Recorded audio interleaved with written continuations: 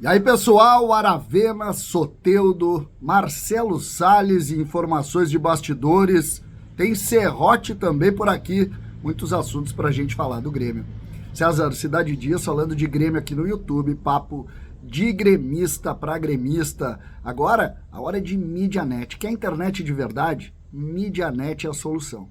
Você vai entrar no link da descrição e vai fazer o seu negócio com a MediaNet para ter internet de verdade com desconto nos primeiros 3 meses, R$ 79,90, 600 mega. Internet 100% fibra ótica. Quando você tiver, você vai entender o que eu estou falando. Eu tenho e as lives sempre estão muito fortes. Gente, o Grêmio venceu 3-1 Fortaleza. A gente já falou muito sobre o jogo na noite de ontem. Uma partida segura do Grêmio, uma partida que contou com a participação sempre muito forte dos jogadores, sobretudo dos atacantes, que marcaram desde o início do jogo, que estiveram atentos, concentrados na saída de bola do adversário, que não permitiram que o adversário trabalhasse com facilidade no campo do Grêmio. E com transição ofensiva, o Grêmio conseguiu chegar aos gols e à tranquilidade.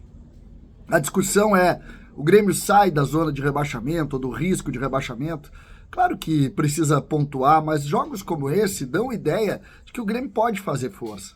O Grêmio pode mais, o Grêmio pode classificar para a Sul-Americana, o Grêmio pode sair com tranquilidade horas antes e momentos antes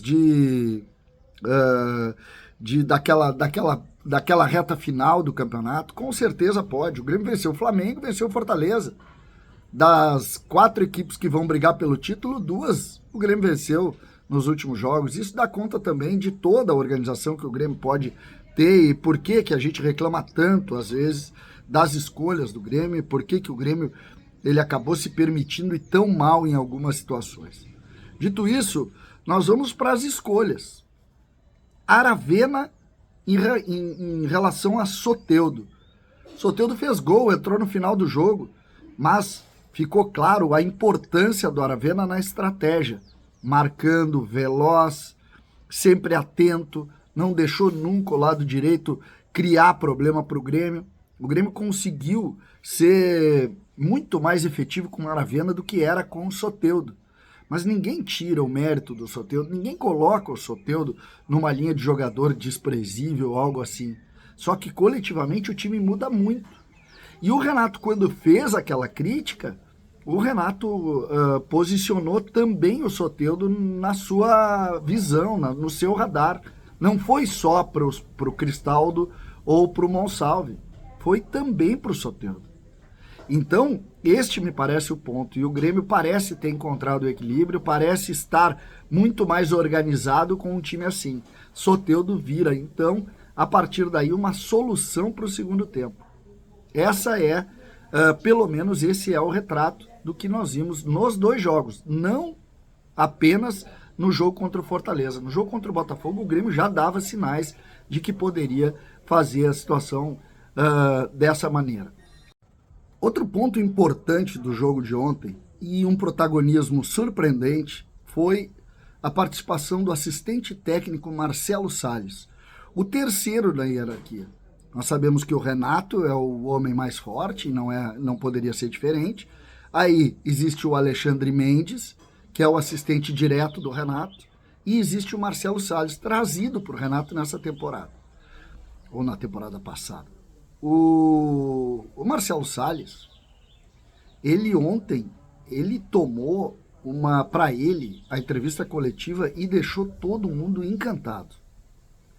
O Grêmio, durante muito tempo, não discutia futebol.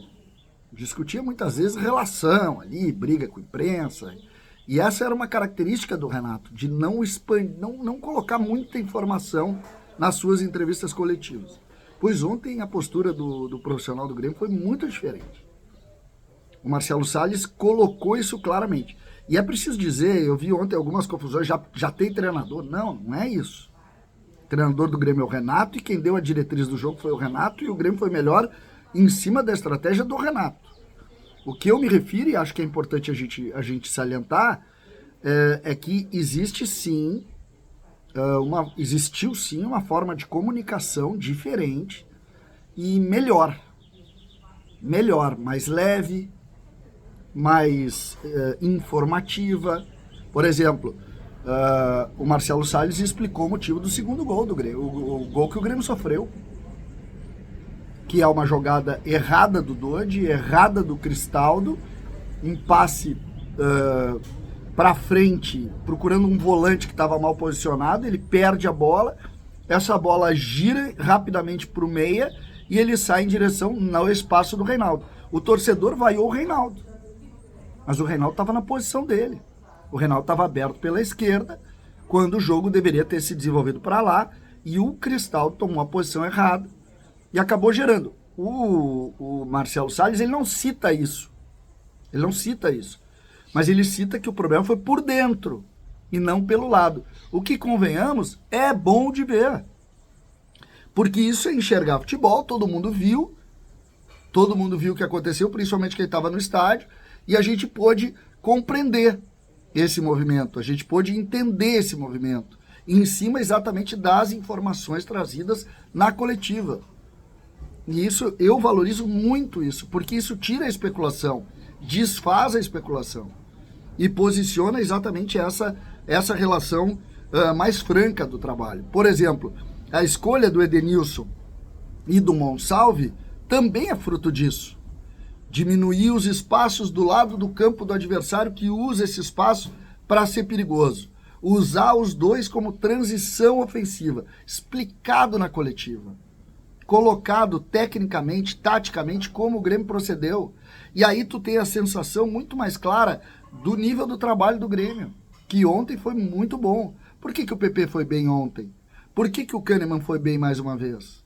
Exatamente porque o Grêmio controlou os movimentos perigosos do adversário. E essa informação foi uma informação que, de alguma maneira, foi explicada pelo assistente técnico. Sempre dizendo, o Grêmio não está trocando de treinador e não foi o Marcelo Salles que definiu o jogo. Eu estou falando única e exclusivamente da comunicação. Tenho consciência que quem desenvolveu a estratégia do jogo não foi o Marcelo Salles, foi o Renato. Foi o Renato, porque a gente sabe que mesmo não podendo estar no estádio, ele esteve em todos os movimentos do time. Serrote foi lateral direito, ontem jogou mais à frente, numa segunda linha. O Grêmio pediu a desconvocação dele, tá? Ele é um jogador que vai ter que optar por isso. O único lateral à disposição no próximo jogo é ele.